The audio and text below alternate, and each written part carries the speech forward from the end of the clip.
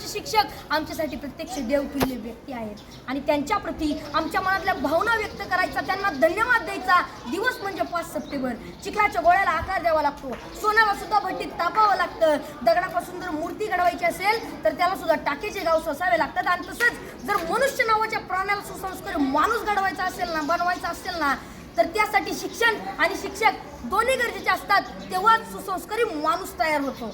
असंच एका मनाच्या मोठेपणाचा एक मोठा प्रसंग या ठिकाणी मला सांगावा असं वाटतो.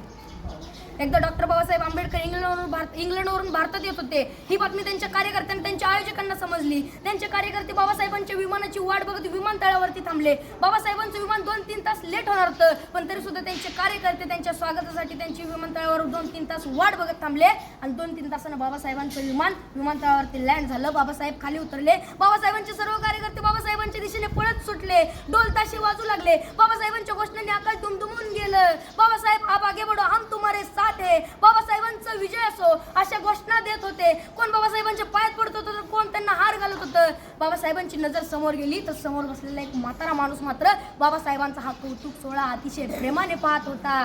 बाबासाहेबांनी गर्दी बाजूला सारली आणि तडकन त्या म्हाताऱ्या माणसाकडे गेले आणि आपलं डोकं त्या म्हाताऱ्या माणसाच्या पायावर ठेवलं. त्या क्षणी सर्व लोक आश्चर्यचकित झाले.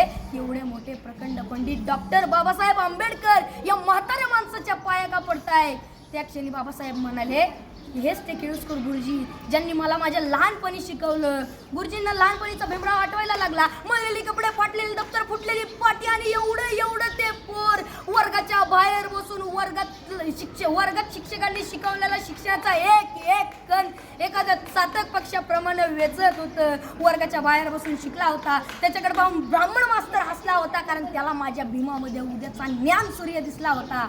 डॉक्टर बाबासाहेब आंबेडकरांना केळुस्कर गुरुजींवर प्रचंड प्रेम आणि श्रद्धा होती. मला या ठिकाणी म्हणावं असं वाटतंय, घरट्यातून पिलू उडावे घेऊन दिव्य शक्ती, आकांक्षाचे पंख असतात आणि उंबरठ्यावर भक्ती. तसंच आपण आपल्या आयुष्यात किती जरी मोठं झालं, किती यश संपादन केलं तरी आपण आपल्या शिक्षकांना आणि आपण आपल्या शाळेला कधी विसरलं नाही पाहिजे. एवढं बोलून मी माझ्या भाषण संपवतो. जय हिंद, जय भारत.